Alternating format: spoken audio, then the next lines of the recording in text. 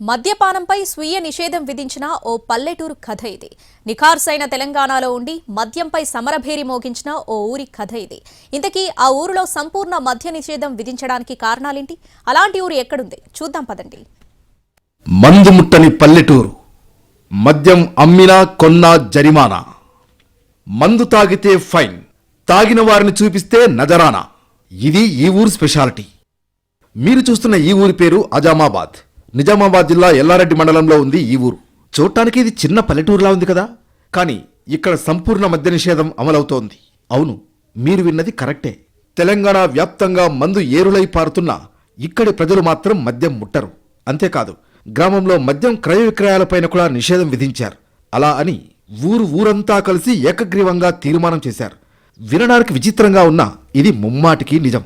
దీనికి కారణం లేకపోలేదు. మొన్నటి వరకు ఈ ఊర్లోనూ బీరు, విస్కీ, బ్రాందీ అనే తేడా లేకుండా మద్యం ఏరులై పారింది.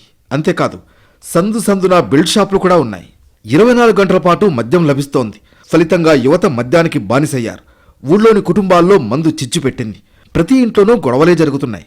దీంతో ఊరి పెద్దలంతా కలిసి మందు రాక్షసుని తరిమేయాలని తీర్మానించుకున్నారు. అంతా ఏకమై అన్ని సమస్యలకు కారణమైన మందుపై సమరం ప్రకటించారు. సంపూర్ణ మద్య నిషేధాన్ని అమలు చేయాలని తీర్మానించారు. మద్యం అమ్మినట్లు, కొనుగోలు చేసినట్లు గుర్తిస్తే 50,000 జరిమానా విధిస్తామని ప్రకటించారు.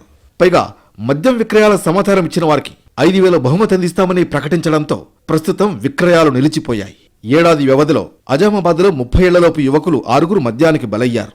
భవిష్యత్తు ఉన్న యువకులు మద్యానికి బానిసై అనారోగ్యం, యాక్సిడెంట్లలో మృతి చెందడం గ్రామస్తుల్ని కలచివేసింది.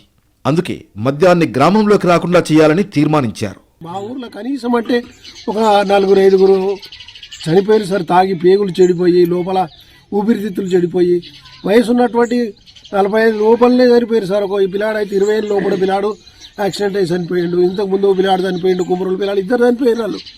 ఇగో ఈడొకటి 3-4 చనిపోయారు. దాని నుంచి మాకు చాలా బాధ అనిపించి ఈ మందును చేసినాం సార్, కంట్రోల్ చేసేసినాము. గ్రామంలో బెల్ట్ షాపులు మూసేసి మద్యం విక్రయాలు బంద్ చేయడంతో గొడవలు సద్దుమణిగినట్లు గ్రామస్తులు చెబుతున్నారు. మద్యం వల్ల యువత పెడత్రోవ పట్టకుండా ఆజామాబాద్ వాసులు చూపిన దారి స్ఫూర్తిదాయకంగా నిలుస్తోంది.